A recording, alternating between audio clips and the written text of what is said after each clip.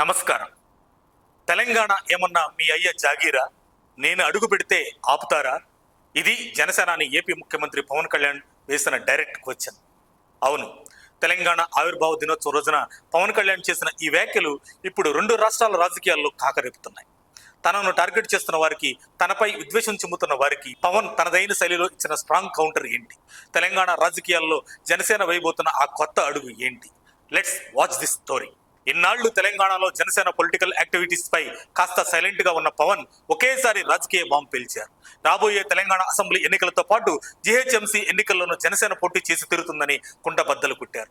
పొత్తులతో వెళతామా, ఒంటరిగా పోటీ చేస్తామా అనేది కాలమే నిర్ణయిస్తుందని, ఎవరు కలిసొచ్చినా రాకపోయినా తెలంగాణ ప్రజల కోసం జనసేన పోరాడుతుందని స్పష్టం చేశారు. రాష్ట్రంలో జరుగుతున్న ప్రతి అన్యాయాన్ని ఇకపై ప్రశ్నిస్తామని తేల్చి చెప్పారు. ఇక తనను తెలంగాణలో అడుగు పెట్టనేమోమంటూ కొందరు చేస్తున్న బెదిరింపులపై పవన్ కళ్యాణ్ తీవ్ర స్థాయిలో విరుచుకుపడ్డారు. ప్రాంతీయ విద్వేషం ఉగ్రవాదం కంటే ప్రమాదకరమని ఘాటుగా వ్యాఖ్యానించారు. దేశంలో ఇలాంటి వేర్పాటువాద వాతావరణం సమగ్రతను దెబ్బతీస్తుందని ఆవేదన వ్యక్తం చేశారు. ఇదేమైనా భారతదేశమా లేక పాలస్తీనా, పాకిస్తానా అంటూ ఫైర్ అయ్యారు.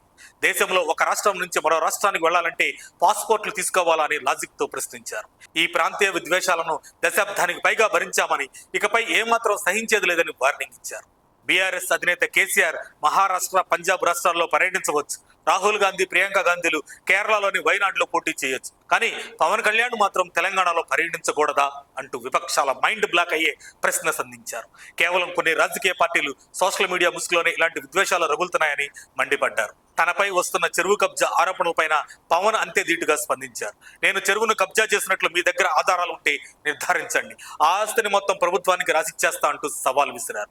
అంతేకాదు, తెలంగాణ, ఏపీ రాష్ట్రాలను కలిపే జాతీయ రహదారికి ఉమ్మడి రాష్ట్ర మాజీ ముఖ్యమంత్రి, తెలంగాణ బిడ్డ అయిన బూర్గుల రామకృష్ణారావు గారి పేరు పెట్టాలని ప్రభుత్వాన్ని డిమాండ్ చేసి అందరూ మనసు గెలుచుకున్నారు. మొత్తం మీద పదే పదే తనపై ప్రాంతీయ ముద్ర వేయాలని చూస్తున్న వారికి, సోషల్ మీడియా ట్రోల్స్ కి పవన్ కళ్యాణ్ ఇచ్చిన ఈ కౌంటర్ ఇప్పుడు హాట్ టాపిక్ గా మారింది. రాబోయే రోజుల్లో జనసేన తెలంగాణలో ఎలాంటి రాజకీయ ప్రకంపనలు సృష్టిస్తుందో చూడాలి.